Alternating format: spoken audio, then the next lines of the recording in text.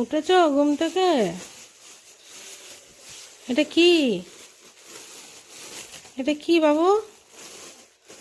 সানটা gift দিয়ে গেল? তাই? ওই যে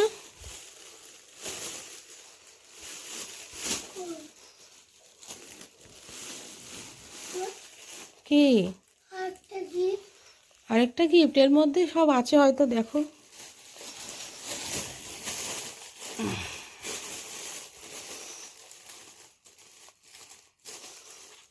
খুলতে পারবে না?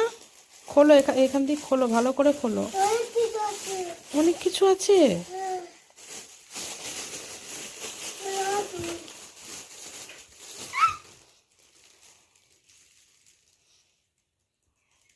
এইখান দিয়ে ভালো করে খোলো, এখান দিয়ে।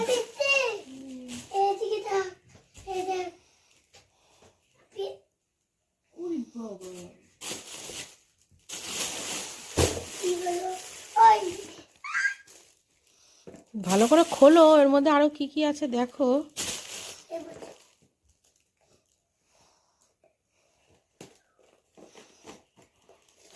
ছিঁড়ে গেল, ছিঁড়ে গেল। এই দিক দিয়ে, এই দিক দিয়ে, এই দিক দিয়ে খুলতে হয়।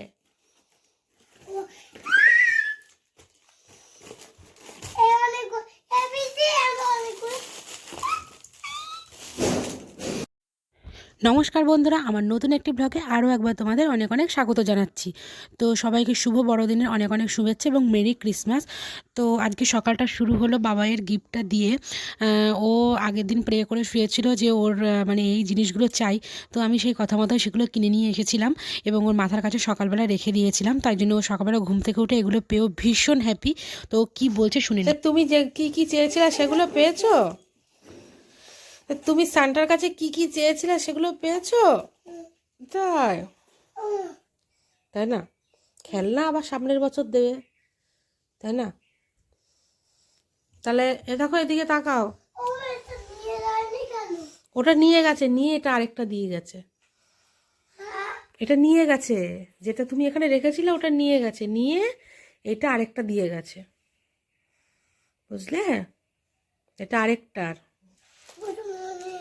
Good morning, merry Christmas. বলছি মেরি ক্রিসমাস।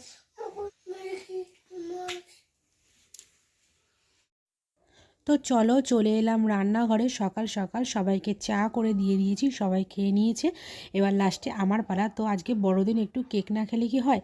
তাই আমি চা খুব একটা খাই না বলতে গেলে প্রায়, কিন্তু আজ কেন জানি না মনে হলো ঠান্ডাটা একটু বেশিই লাগছে, তাই একটু আজকে লিকার চাটা খাচ্ছি।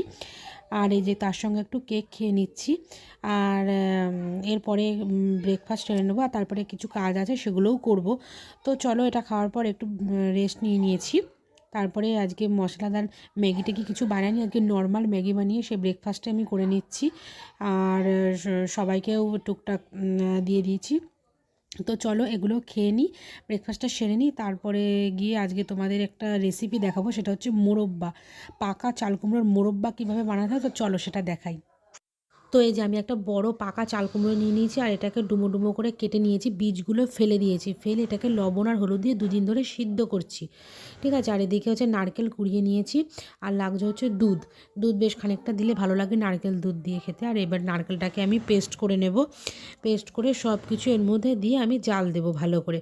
তো নারকেল আমার পেস্ট হয়ে গেছে, এবার নারকেল দিয়ে দিয়েছি। নারকেল ধোয়া যে জলটা মিক্সিতে ছিল সেটাও দিয়ে দিয়েছি, আর হচ্ছে চিনি দিলাম, দুধ দিলাম, সব দিয়েছি। এবার এটাকে ফোটা পর্যন্ত অপেক্ষা করব। একটু নাড়িয়ে দিলাম।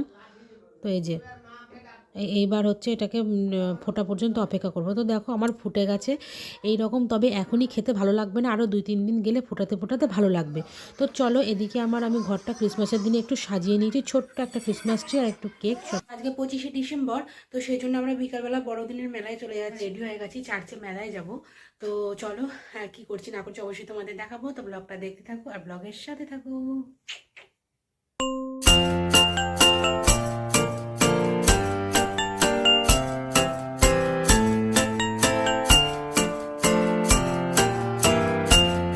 We wish you a Merry Christmas. We wish you a Merry Christmas. We wish you a Merry Christmas and a Happy New Year. We wish you a Merry Christmas. We wish you a Merry Christmas.